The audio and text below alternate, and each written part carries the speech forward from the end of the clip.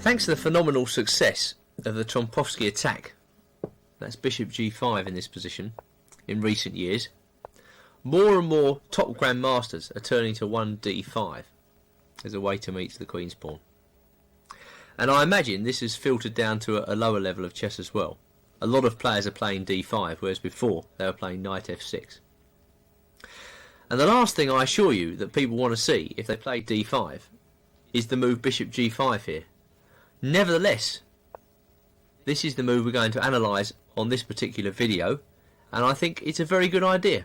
Now, one of the reasons why I think this move will be very successful at club level is that it puts the onus on black to come up with something almost immediately. Black has a wide choice of plans here, and thus wide opportunity to go wrong. Let's look at the advantages of this move. Firstly, and most obviously, it inhibits the natural movement of black's e-pawn. I mean, this is a typical move in Queen's Gambit positions. Black is denied that move straight away. It dissuades the move knight f6, although, as we'll see, black can try this move and go back into a type of Trompowsky position. We'll see a particularly interesting new idea against this move. And thirdly, black at this early stage has got to find a plan of campaign. I mean, he can easily drift into a bad position after this move. For instance, one thing that many black players will do will just be to aimlessly chase this bishop around and then to suddenly end up with a compromised position. So it's a very interesting idea, and I believe it demands your closest examination. I propose to look at the following replies for black. Firstly, we'll take a look at knight f6. A very natural move by which black goes back into a Trompowsky. Then we'll move on to looking at the move c5, whereupon I'm going to recommend e4 as an interesting and exciting way of blasting open the game. We'll go on to looking at solid setups for black, where black plays 2c6 or 2 bishop f5. Obviously, these are quite reasonable ways for black to play. And we'll conclude with a section where black is chasing the bishop around. First of all, he plays h6, or he may try an overtly aggressive move, f6. But as we'll see, white can maintain good chances against each. On now to knight f6. Well, after this move, it's almost always right for white to downgrade black's pawns. So bishop takes f6 is the correct move here. And now there are two moves for black. Firstly, we'll look at e takes f6, and it's the choice of most top grandmasters when they reach this position. The problem with this position from black's point of view is that, well, he has the two bishops, and it's a very solid position. But if white doesn't make the running, what does he do with his position? It's difficult for black to create winning chances from this position. Nevertheless, one has to respect the two bishops. And normally, well, formally to this point, white has been playing e3 here and following up with a quick c4. Now, in this type of position, the general piece layout that black adopts, he normally takes on c4, and then he'll try and control the white squares in the centre. For instance, he can do this by setting up the following pawn formation and then bringing his knight via d7 round to f6, and then he's got control of the critical squares there. That's how normally black would defend in this system. Now, the plan I'm going to recommend for white is slightly different, similar in some ways in that white aims to play c4, but different in the sense that he will aim to recapture on c4 with a pawn. For instance, if you imagine this particular piece setup, white plays his pawn to e3, pawn to g3, his bishop comes to g2, and he puts his knights on e2 and d2. He plays b3, and only now, after thorough preparation, does he go for the move c4. The point being, of course, that when black takes, or if black takes on c4, white is going to recapture with the pawn. This is the basis of white's new setup that I'm going to recommend.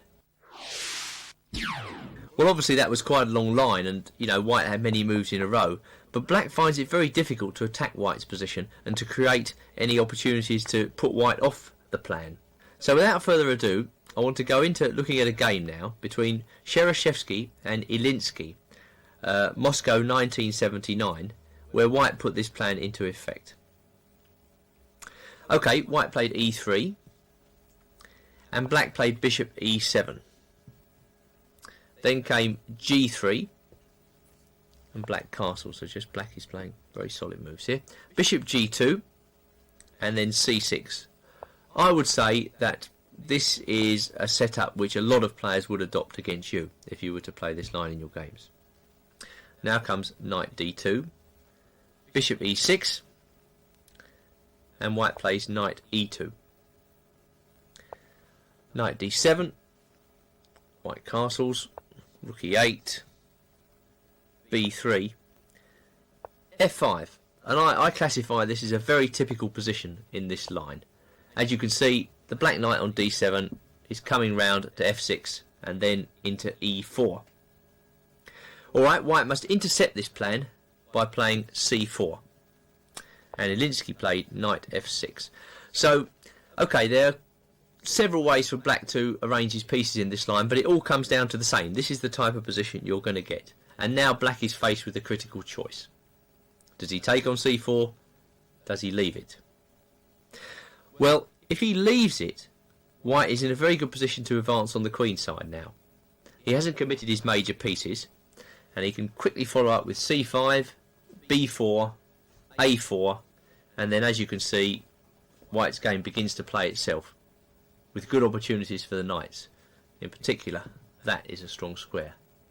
So, if this type of position were to occur, then White has the initiative, and I would hazard a guess to say that he's at least slightly better here. Maybe this is a big advantage. Back now to the position after White plays c4, and we've seen that if Black leaves the pawn structure as it is, then White will quickly advance on the queen side.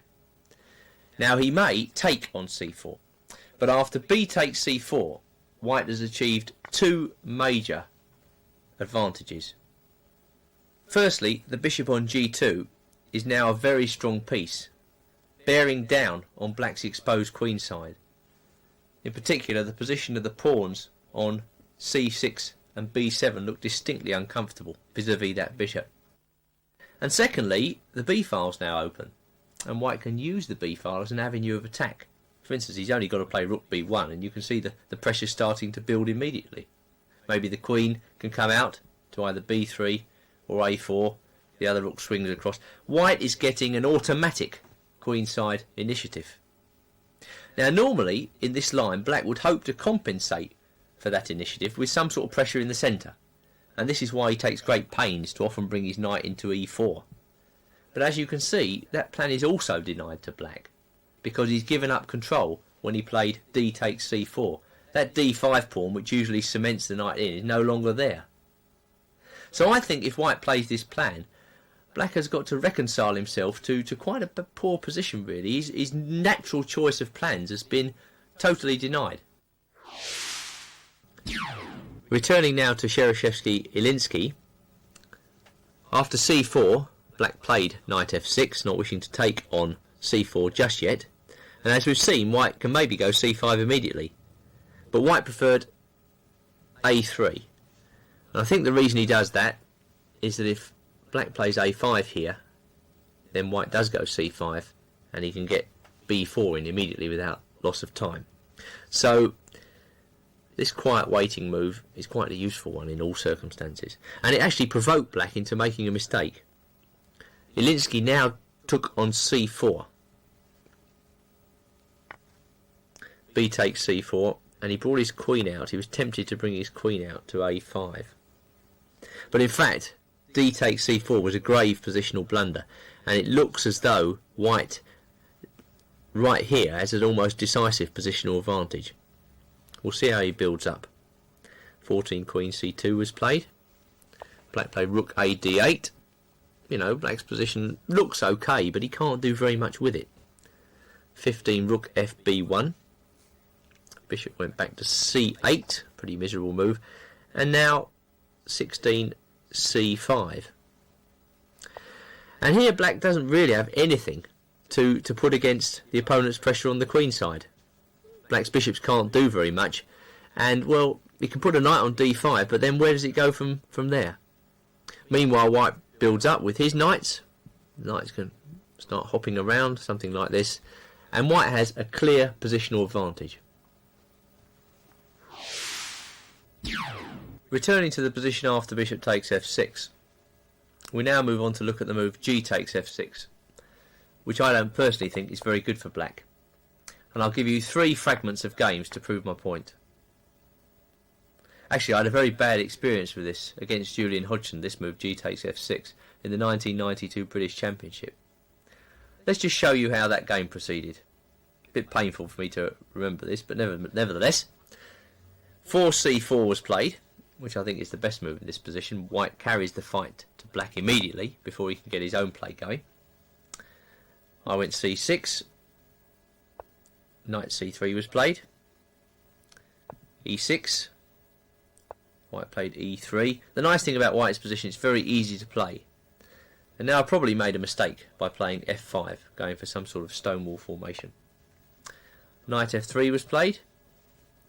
Bishop g7. And Julian went queen c2 here.